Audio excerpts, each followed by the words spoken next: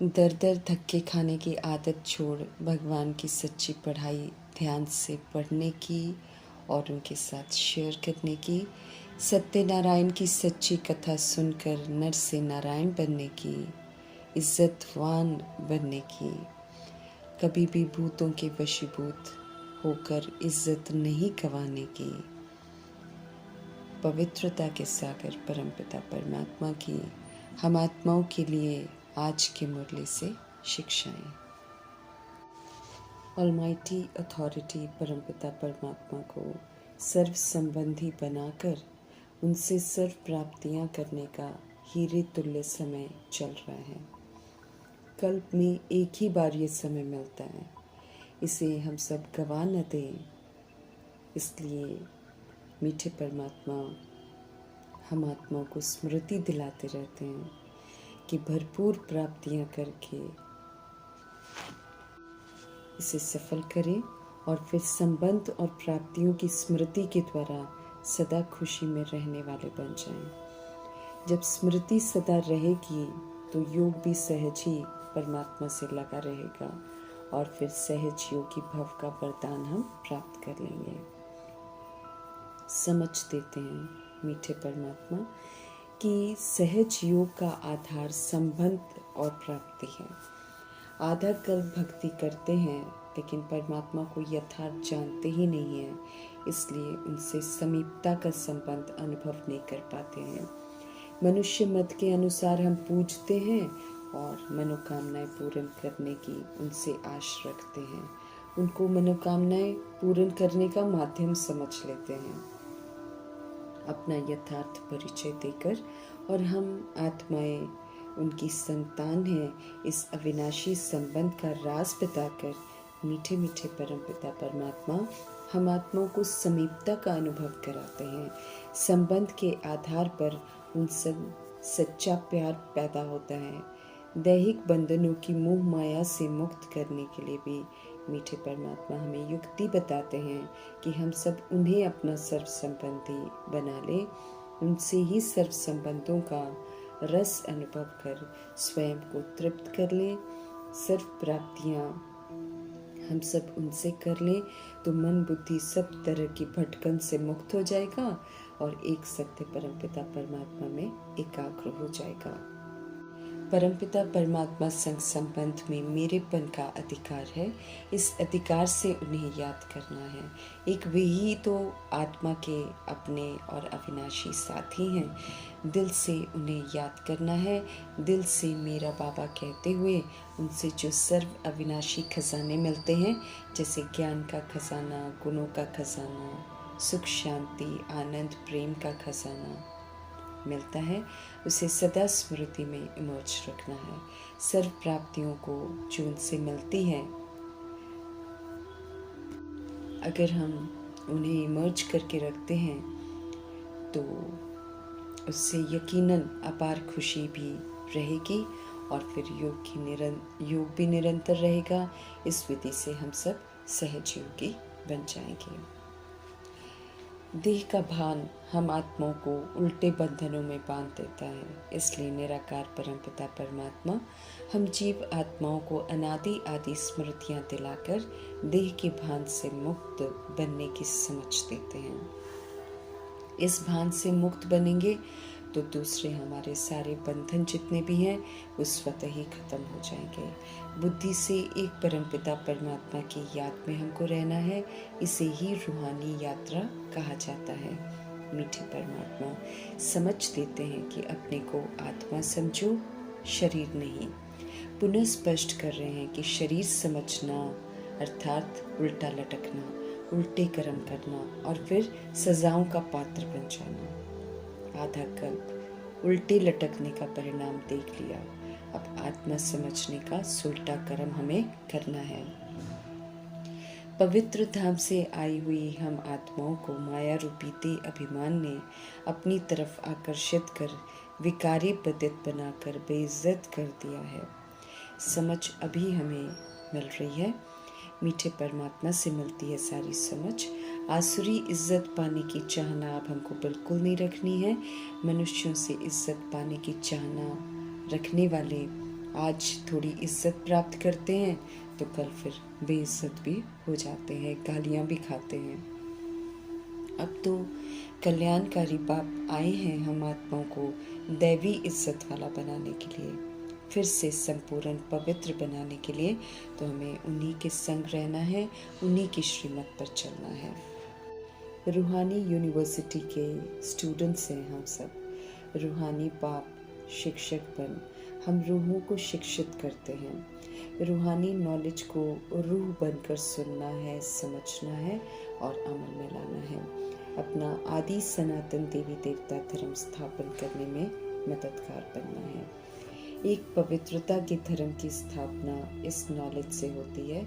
इस नॉलेज से हम सब राजयोग सीखते हैं, स्व के शरीर रूपी राजधानी पर राज्य करते हैं। श्रीमद् प्रमाण कर्म इंद्रियों से कार्य कराकर इन्हें सिविल बनाते हैं। स्वधर्म में रहकर पाठ बजाते हैं, स्वराज्य अधिकारी बनकर स्वराज्य प्राप्त करते हैं, तो भविष्य में विश्व का राज्य प्राप्त करते हैं।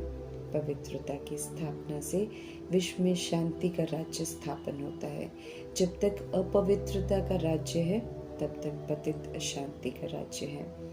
परमात्मा का फरमान है कि विकारों को छोड़ो, ये साथ में नहीं ले जाने हैं, अब तो पवित्र बनना है। समझ देते हैं कि विकार और पतित बना ही हम आत्माओं के दुखों का कारण है, इन्हें छोड़ना ही दुखों का निवारण है। हम आत्माओं के स्पिरिचुअल फादर ही हमें सही दिशा दिखाते हैं, समझ देते हैं कि अपने को आत्मा समझ, अब पाप को याद करो और पावन बनो। उन्हें याद करते करते ही हमारी अंतमति सुगति हो जाएगी। रूहानी याद की यात्रा में रहते हमें संपूर्ण स्व परिवर्तन करना है। एवर प्योर परमपिता परमात्मा का कहना है, अब देही अभिमानी बनो, बेहद के पाप से बेहद का राज्य भाग्य लो। ज्ञान को धारण करना है, फिर सेवा करनी है, ऊंच मर्तबा हमें प्राप्त करना है। पतित पावन लिबरेटर एक निराकार परमपिता परमात्मा ही हैं। इसलिए अनेकों को याद करना छोड़कर अब हमें एक को ही याद करना है, उसका अटेंशन रखना है। ईश्वरीय पढ़ाई एक्यूरेसी से पढ़ेंगे, धारण करेंगे तो नई दुनिया में जा सकेंगे। पुरुषार्थ अनुसार ही मर्तबा मिलेगा। याद में रहकर पास्ट में किए हुए पापों को भस्म करना है। नए और पाप हमको नहीं करने हैं। पाप रह गए तो फिर सजाएं खानी पड़ेंगी, बेइज्जत हो जाएंगे। ईश्वर की सत्य राह पर चलकर ईश्वरीय इज्जत के पात्र हमको बनना है। मायावी इज्जत जो है महज एक दिखावा है, मृग तृष्णा है। अभी इज्जत है फिर बेइज्जत हो जाएंगे। जब ईश्वरीय रिजल्ट निकलेगी, ईश्वर की मत पर चलकर दैवी इज्जत वाला हमको बनना है। आसुरी इज्जत बेगर अर्थात मंगता बना देती है, कांटों की दुनिया का रहवासी बना देती है। हम आत्माओं की इज्जत ऊंची बनाने वाले बेहद के बाप कहते हैं, पुरुषार्थ भी इतना ही ऊंचा करो। नरसिंह नारायण की कथा, अमर कथा, तीजरी की कथा जो मुरली के माध्यम से सुनाते हैं मीठे परमात्मा, उसे यथार्थ सुनकर समझकर अमल में लाकर जागती ज्योत बनना है। काल पर हमें जीत प्राप्त कर अमर लोक का वर्षा प्राप्त करना है। लक्ष्मी नारायण के घराने में जाने के लक्ष्य को प्राप्त करना है। तब इज्जत से घर वापस जाएंगे और फिर इज्जत से हम नई दुनिया में आएंगे। रावण जो है वो बेइज्जतवान बनाता है, इसलिए रावण की मत पर बिल्कुल हमें नहीं चलना है। अब तो एक निराकार राम की मत पर चलना है और इज्जतवान बनना है। नॉलेज से निर्वैर, निर्भय, निर्बंधन बन मुक्त अवस्था का अनुभव कर मुक्ति के संस्कार बनाने हैं। फिर ट्रस्टी बनकर, सेवाधारी बनकर सत्यता और दिव्यता की सभ्यता का सुख जो है वो सभी को देकर जीवन मुक्त अवस्था का अनुभव कर जीवन मुक्ति के संस्कार बनाने हैं। इसी विधि से मुक्ति, जीवन मुक्ति का वर्षा मिलता है। समझदार बनकर अब समझ से हमको पाठ बजाना है। माया की गफलत का शिकार बिल्कुल नहीं बनना है। बेहद के बाप को याद करना नहीं भूलना है। अब तो प्रभु जी मिल गए हैं, इसलिए दर दर धक्के नहीं खाने हैं। ईश्वरीय पढ़ाई में एब्सेंट नहीं होना है। विश्व की बादशाही प्राप्त करने की पढ़ाई चल रही है, इसलिए हमको पूरा ध्यान देना है पढ़ाई की तरफ। अब एक बाप की श्रेष्ठ मत पर ही चलना है। कोई भी विकार का भूत न हो हमारे में, ये आत्मा को खराब बनाते हैं। हेल्थ, वेल्थ, हैप्पीनेस सब खत्म कर देते हैं। सारी ताकत ही छीन लेते हैं। भोगी से रोगी बना देते हैं। पवित्र योगीपन, अब हम आत्माओं को फिर से तंदुरुस्त बनने का अवसर मिल रहा है, तो अवसर को खोना नहीं है। फिर से हमें सर्व गुणों से संपन्न बनना है। हमें बेदाग हीरा बनना है, संपूर्ण निर्विकारी बनना है। एक प्रभु से योग लगाकर हमको योग बल भी बहुत सारा जमा करना है, क्योंकि योग बल के आधार से ही नई दुनिया में सब कुछ करते हैं। दिन प्रतिदिन समझ बढ़ती जानी चाहिए, क्योंकि समय अब कम होता जा रहा है। इसलिए गंभीरता से पुरुषार्थ और पढ़ाई में हमें तत्पर रहना है। दुख धाम को भूल जाना है, शांति धाम और सुख धाम में जाने का फुल अटेंशन रखना है, क्योंकि दोनों धाम में जाने के लिए लायक जरूर बनना है। सतुगुणी और सतयुगी बनना है। सतो प्रधान चरित्रवान थे तो धनवान थे।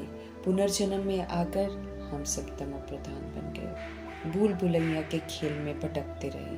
अब सृष्टि के आदि मध्य अंत की समझ हमको मिली है, तो समझ से फिर से हमको सतो प्रधान बनना है। ये अनमोल समय इसलिए ही हमें मिला है, तो इसमें बिल्कुल भी अलबेला नहीं बनना है। किसी भी तरह की गफलत नहीं करनी है। इसके पल पल को सफल करने की समझ देते हैं कल्याणकारी मीठे परमात्मा। तो हमारे शुभ चिंतक परमपिता परमात्मा जी का धन्यवाद करते हुए ओम शांति।